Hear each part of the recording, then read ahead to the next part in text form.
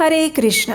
हमारे वैदिक शास्त्र पद्म पुराण में कहा गया है, महाहानि करिहि एषा द्वादशे लंघिता नृणाम करोति धर्महरणम स्नातेव सरस्वती। यानी जिस प्रकार कोई बिना स्नान किए सरस्वती नदी में चरण डालता है तो वह अपने पुण्यों को खो देता है, उसी प्रकार यदि कोई द्वादशी पर भी अपने एकादशी व्रत का पारण नहीं करता तो उसके पुण्यों का भारी मात्रा में क्षय हो जाता है। हम आशा करते हैं कि आप सभी ने आज परम मंगलदायी सफला एकादशी का पालन किया होगा। और इस व्रत की पूर्णाहुति तभी होती है जब अगले दिन यानी द्वादशी पर हम उसका पारण करते हैं। एकादशी व्रत का पारण समय निर्धारित होता है और प्रत्येक द्वादशी पर वो समय अलग अलग होता है और उसी निर्धारित समय के अंदर पारण करना अत्यंत आवश्यक है। तो चलिए आज की इस वीडियो में हम देखते हैं कि आखिर इस एकादशी का पारण करने की संपूर्ण विधि क्या है।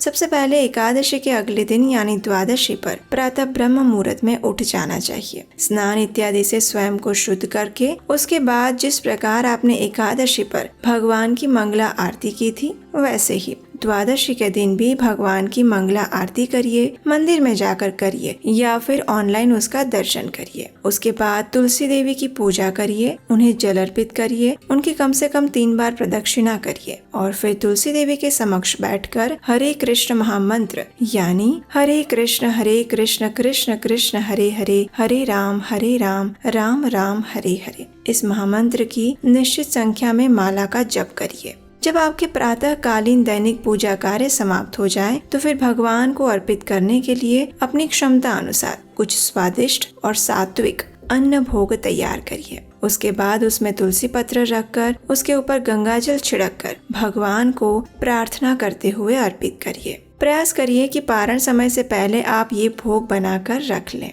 इसके पश्चात यदि संभव है तो अपने घर में किसी वैष्णव या ब्राह्मण को आमंत्रित करें, उन्हें सम्मान पूर्वक आसन पर बिठाएं और भगवान को जो भोग अर्पित किया गया था उसी को प्रसाद के स्वरूप में उन्हें अर्पित करें। जब वे प्रसाद से संतुष्ट हो जाएं तो अपनी क्षमता के अनुसार उन्हें कुछ न कुछ दान अवश्य दें। इस व्रत का पारण करते समय दान देना अत्यंत आवश्यक है। श्रीमद् भागवतम में बताया गया है कि भगवान श्री कृष्ण की शुद्ध भक्ति प्राप्त करने के लिए कई मार्ग हैं, जैसे कि दान, कठिन व्रत, तपस्या, यज्ञ और वैदिक ग्रंथों का अध्ययन आदि। विशेष रूप से पवित्र एकादशी के दिन कठिन व्रत के साथ साथ दान देने से उसका पुण्य फल अनेक गुना बढ़ जाता है। और वैसे भी इस कलयुग के समय में अगर कुछ श्रेष्ठ है तो वो दान है, क्योंकि कलयुग में जाने अनजाने से व्यक्ति पाप का भागीदार बनता रहता है और उसे पाप से मुक्ति दिलाने वाली एकादशी के दिन हम जो भी दान करते हैं उसका अनेक गुना पुण्य फल हमें मिलता है और घर में आने वाली लक्ष्मी का भी शुद्धिकरण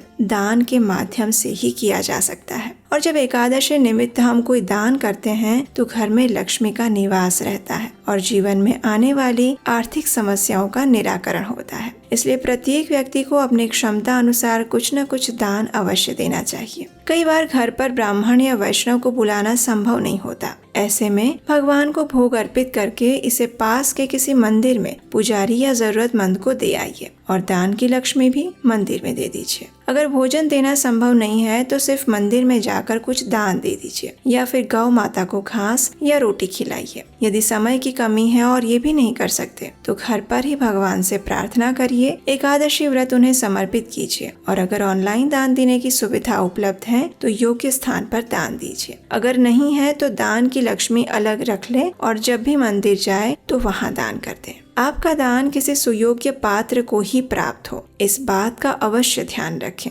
क्योंकि सुयोग्य व्यक्ति को दान देने से ही आपकी लक्ष्मी का शुद्धिकरण होता है। अब समय है आपका स्वयं पारण करने का। शास्त्रों में एकादशी और द्वादशी तिथियों को हरिवासर के नाम से जाना गया है। हरिवासर यानी श्री हरि का दिन, अतः एकादशी और द्वादशी को विशेष रूप से श्री हरि के निमित्त समर्पित होना चाहिए। एकादशी के दिन उपवास और द्वादशी के दिन निर्धारित समय पर पारण करना ही संपूर्ण एकादशी व्रत कहलाता है और इस प्रकार संपूर्ण एकादशी व्रत का पालन करने से उसी क्षण मनुष्य के लाखों पापों का नाश हो जाता है, ऐसा हमारे शास्त्रों का कथन है। और इस प्रकार वैष्णव भोजन और दान देने के बाद अब पारण समय के अंदर ही आप भगवान से प्रार्थना करते हुए स्वयं भी एकादशी व्रत का पारण करें। अब जब स्वयं आप पारण करने जा रहे हैं तो सबसे पहले भगवान के समक्ष बैठकर हाथ में गंगा जल लेकर एकादशी के दिन जो संकल्प लिया था उसे भगवान को अर्पित कर दीजिए और प्रार्थना करिए कि हे पूर्ण पुरुषोत्तम भगवान श्री कृष्ण,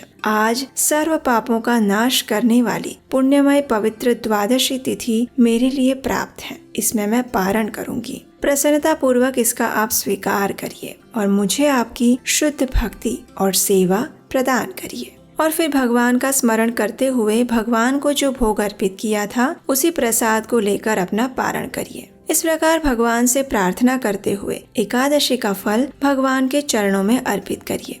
अब देखिए, आदर्श स्थिति तो यही होती है कि आप जगन्नाथ जी के पुरी में मिलने वाले सूखे चावल लेकर उसी से व्रत का पारण करिए। लेकिन अगर वो चावल आपके पास नहीं है तो आप भगवान को अर्पित कोई भी अन्न युक्त प्रसाद से पारण कर सकते हैं। जिन्होंने निर्जल व्रत रखा था वे जल के साथ पारण करें। जिन्होंने जल के साथ व्रत रखा था वे फल या दूध के साथ पारण करें। लेकिन जिन्होंने एक समय फल, दूध या एकादशी प्रसाद लिया था उन्हें अन्न युक्त प्रसाद के साथ ही पारण करना चाहिए। तो इस प्रकार आप संपूर्ण विधि विधान से, पूर्ण मनोभाव और श्रद्धा से एकादशी व्रत का पारण कर सकते हैं। इस पारण वीडियो को आप उन लोगों को शेयर कर सकते हैं जिन्होंने आज एकादशी व्रत रखा है या फिर जिसे पारण के विषय में ये जानकारी नहीं है। अगर आपको हमारे द्वारा एकादशी कथाओं के माध्यम से किया जा रहा प्रमाणभूत वैदिक ज्ञान का प्रचार अच्छा लग रहा है तो हमारी आने वाली पीढ़ी तक प्रमाणभूत वैदिक ज्ञान रोचक रूप से पहुंचाने में हमारी सहायता करना चाहते हैं तो स्क्रीन पर दिए गए नंबर पर अपना आर्थिक योगदान भेज सकते हैं। तो चलिए इस परम मंगलमय और सर्व मनोकामना पूर्ण करने वाली इस एकादशी का पूर्ण श्रद्धा और भक्ति भाव से पालन करते हैं और परम भगवान श्री कृष्ण से यही प्रार्थना करते हैं कि वे हमें सदा सर्वदा अपने चरण कमलों में स्थान प्रदान करें। हरे कृष्ण।